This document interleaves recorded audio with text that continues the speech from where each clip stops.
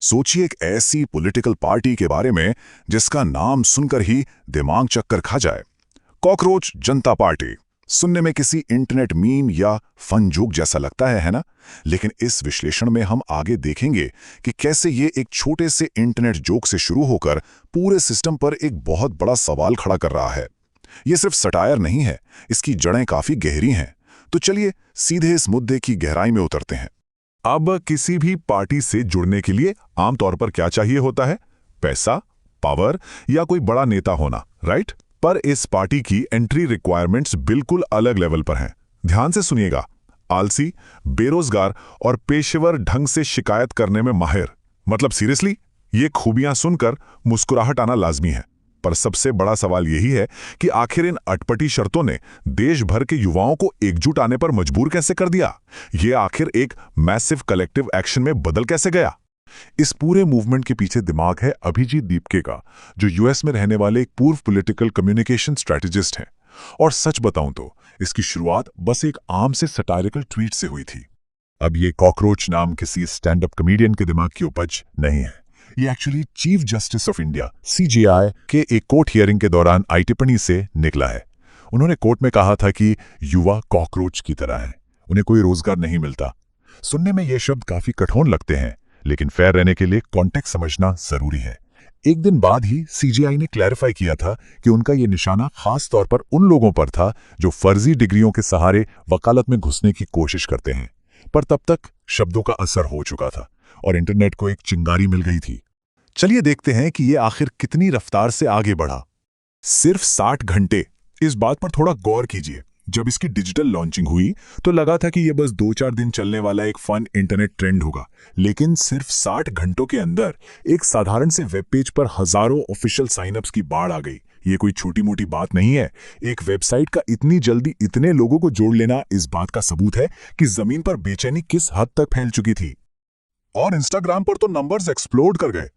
एक ही दिन में फॉलोअर 25,000 से सीधे 1,84,000 क्रॉस कर गए, लिटरली रातों रात। फाउंडर के मुताबिक उन्हें हर 5 मिनट में 50 से 100 नए मैसेजेस आ रहे थे। और इन मैसेजेस में सबसे कॉमन बात क्या थी? युवा एक ही बात कह रहे थे कि उन्होंने सिस्टम से पूरी तरह उम्मीद खो दी है। किसी ने सच ही कहा है, जब देश का युवा निराश होने लगे तो वो किसी भी लोकतंत्र के लिए एक बड़ा डेंजर साइन होता है। चलिए यहां थोड़ा रुक कर एक बहुत ही दिलचस्प कॉन्सेप्ट को समझते हैं। इसे कहते हैं मीमिफिकेशन। जब कोई सामाजिक या आर्थिक सच्चाई बहुत ज्यादा चुभने लगती है, जैसे कि भारी बेरोजगारी, तो लोग उस दर्द से निपटने के लिए मीम्स और जोक्स का सहारा लेते हैं। ये उनके लिए एक तरह का कोपिंग मैकेनिज्म बन जाता है। ये मूवमेंट इसका एक टेक्स्ट बुक एग्जाम्पल है। बेरोजगारी के इस दौर में ह्यूमर एक हथियार बन गया है। यह उनका तरीका है अपनी कलेक्टिव फ्रस्ट्रेशन को दुनिया के सामने एक्सप्रेस करने का।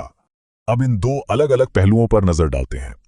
एक तरफ व्यवस्था का शुरुआती नजरिया है, जहां कॉकरोच और आलसी जैसे शब्दों का इस्तेमाल हुआ, भले ही किसी अलग कॉन्टेक्स्ट में। लेकिन ठीक दूसरी तरफ एक बहुत ही दर्दनाक सच्चाई है। हाल ही में हुए 17 नीट स्टूडेंट्स की आत्महत्या और लाखों युवाओं का टूटता हुआ हौसला। इस विश्लेषण का मकसद किसी एक का पक्ष लेना बिल्कुल नहीं है, लेकिन इन दोनों चीजों को एक साथ देखना जरूरी है। एक तरफ व्यवस्था की भाषा और दूसरी तरफ ग्राउंड रियलिटी की बेबसी। ये कॉन्ट्रास्ट बहुत कुछ बयान करता है। इस पूरे मूवमेंट का जो सिस्टमिक क्रिटिक यानी व्यवस्था पर आलोचना है, वो बिल्कुल निष्पक्ष है। इनका मानना है कि एस्टैब्लिशमेंट युवाओं की समस्याओं को अनदेखा कर रही है। पर रुकिए, इनका गुस्सा सिर्फ सत्ता पक्ष तक सीमित नहीं है। इनका कहना है कि विपक्ष यानी ऑपोजिशन भी बराबर का जिम्मेदार है। अगर स्टूडेंट्स की आत्महत्या जैसी घटनाएं होती हैं और विपक्ष सड़कों पर उतरकर कड़ी आवाज नहीं उठाता, तो वो एक तरह से इस असंवेदनशीलता को नॉर्मलाइज कर रहे हैं। सीधे शब्दों में कहें तो इनका मानना है कि दोनों ही पक्षों ने मिलकर एक पूरी जनरेशन को निराश किया है। अब तक जो सिर्फ एक इंटरनेट मजाक लग रहा था, उसके पीछे छुपे ठोस मुद्दों पर ध्यान देते हैं। इस मैनिफेस्टो को देखेंगे तो पता चलेगा कि मांगें कितनी पॉइंट टू पॉइंट हैं। पहली मांग न्यायपालिका की पूरी स्वतंत्रता, यानी रिटायर होने के बाद चीफ जस्टिस को राज्यसभा सीट जैसे इनाम नहीं मिलने चाहिए, ताकि सिस्टम बिल्कुल निष्पक्ष रहे। दूसरी, मतदाताओं के साथ धोखा करने पर कड़ी जवाबदेही।